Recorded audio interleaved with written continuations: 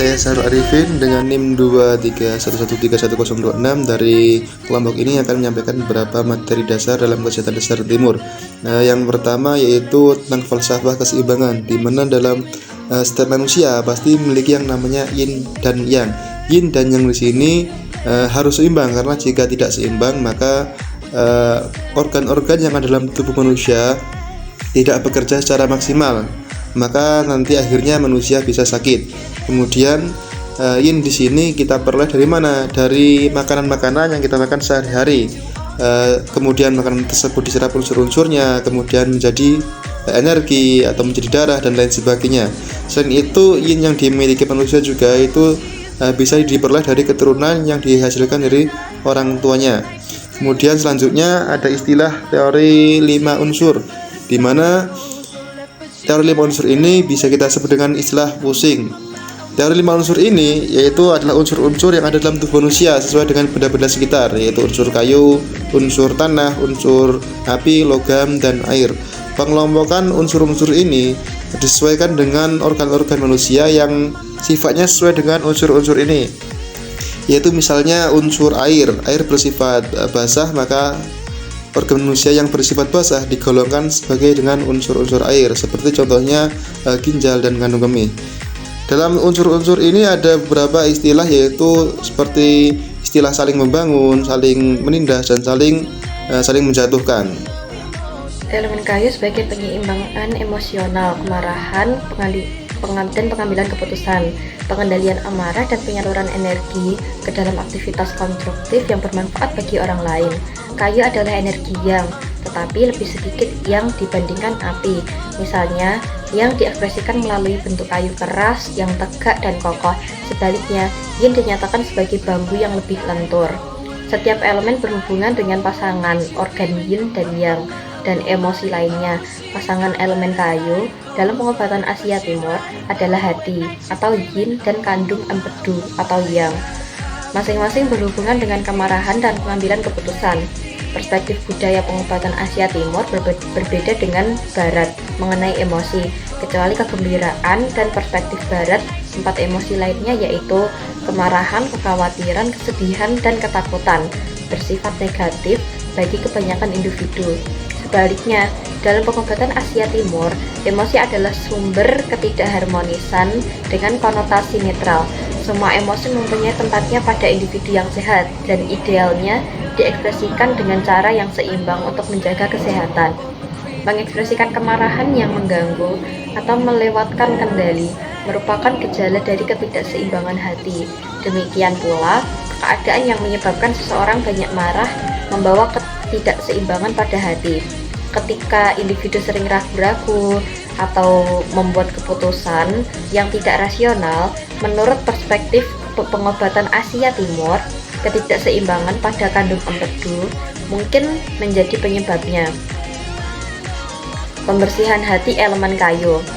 Pengobatan herbal adalah cara yang luar biasa untuk membersihkan hati. Namun yang terbaik adalah berkonsultasi dengan ahli kesehatan untuk mendapatkan ramuan yang sesuai. Contoh tumbuhan yang membersihkan hati adalah lidah buaya.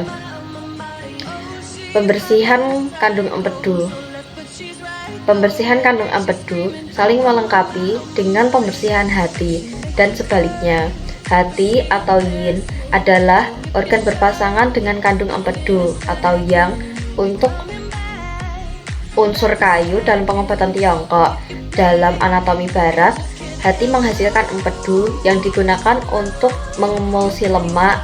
Kandung empedu menyimpan empedu hingga dilepaskan ke usus kecil untuk dicerna. Elemen api. Diagnosis pengobatan Asia Timur mengakui unsur api sebagai bagian dari aspek fisik, mental, dan spiritual dari konstitusi.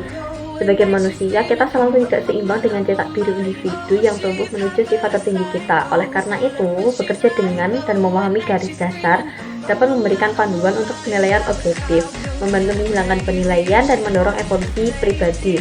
Elemen api dalam pengobatan Asia Timur, pembersihan jantung dan sirkulasi. Ada banyak pengobatan dan suplemen alami untuk jantung dan pembuluh darah, misalnya hawthorn berries atau goji berries, beserta daun dan bunganya. Bermanfaat bagi jantung dan pembuluh darah. Yang terbaik adalah menggabungkan seluruh tanaman sebagai teh atau suplemen standar. Terlebih lagi, tanaman ini bermanfaat bagi banyak ketidakseimbangan seperti tekanan darah tinggi dan rendah, menurunkan trigliserida dan kolesterol LDL pada aterosklerosis.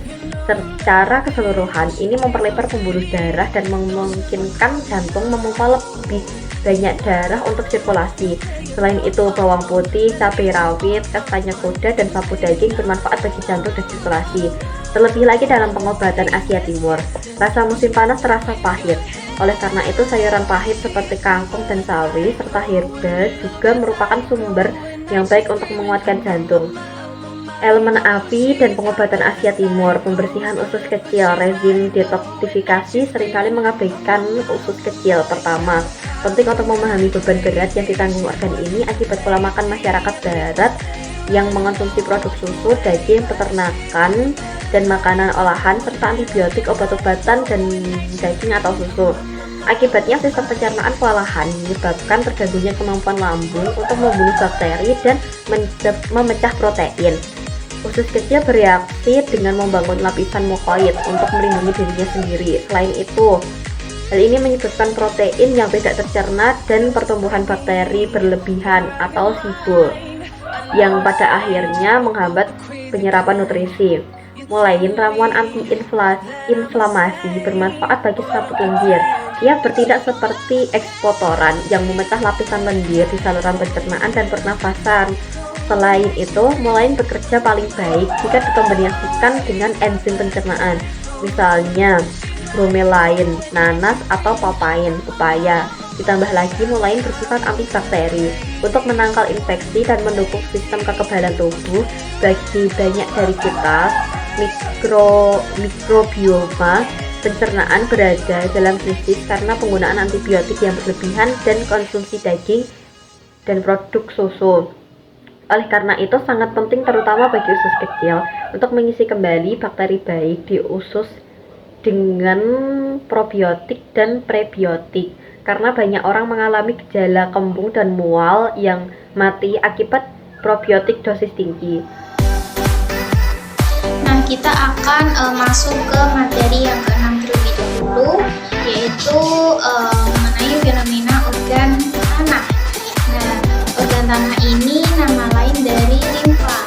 Nah, pengertian limfa sendiri, limfa merupakan organ tubuh yang berukuran satu kepalan kecil yang terletak di sisi kiri perut. Nah, organ ini dilindungi oleh tulang rusuk sehingga tidak langsung terasa ketika disentuh. Ketika kita menyentuhnya tidak langsung terasa. Nah, organ ini mempunyai fungsi untuk melindungi tubuh dari kerusakan akibat zat asing. Limfa yang normal memiliki ukuran berat 150 gram dan panjang sekitar 11 sampai 12 cm. Nah, jadi teman-teman, selain ada limfa tadi, ada juga yang disebut dengan meridian limfa. Nah, pengertian dari meridian limfa ini diketahui secara umum yaitu merupakan jaringan pembuluh darah dan saraf dalam tubuh manusia yang tidak bisa dilihat secara kasat mata. Manusia akan terkena berbagai penyakit apabila meridian dalam tubuh tidak harmonis atau tidak seimbang. Nah, oleh sebab itu sangat penting bagi kita untuk menjaga keharmonisan meridian dalam tubuh kita agar bisa terhindar dari berbagai penyakit. Nah, teman-teman, kita udah masuk ke materi yang terakhir nih, yaitu mengenai fenomena organ logam atau nama lain dari paru-paru. Nah, paru-paru ini sendiri merupakan salah satu organ vital dalam tubuh manusia. Nah, tepatnya merupakan organ respirasi atau pernapasan yang berhubungan dengan sistem pernapasan dan peredaran darah atau yang biasa disebut dengan sirkulasi. Nah, fungsi utama dari organ ini adalah menukar oksigen dari udara dengan karbon dioksida dari darah. Jika organ ini terganggu jika fungsinya terganggu, maka kesehatan tubuh manusia bisa terpengaruh secara keseluruhan. Kemudian paru-paru merupakan organ yang jumlahnya sepasang, kanan dan kiri. Namun masing-masing punya ciri yang berbeda. Salah satunya adalah soal bobot atau berat. Biasanya tuh beratnya itu berbeda. Nah, paru-paru kiri orang dewasa umumnya memiliki berat sekitar 325 sampai 590 gram, sedangkan bagian kanan memiliki berat sekitar 375 sampai 600 gram. Nah, itu tadi ya teman-teman, sedikit sharing dari kelompok kami. Semoga teman-teman paham dengan apa yang kami sampaikan. Mungkin jika dijelaskan lebih detail, durasi videonya akan lebih panjang. Itu tadi sedikit ringkasan dari kelompok kami dari pertemuan mata kuliah pertemuan pertama sampai mata kuliah pertemuan terakhir kemarin. Nah, terima kasih. Selamat menunaikan ibadah puasa. Jazakumullahu khairan. Wassalamualaikum warahmatullahi wabarakatuh.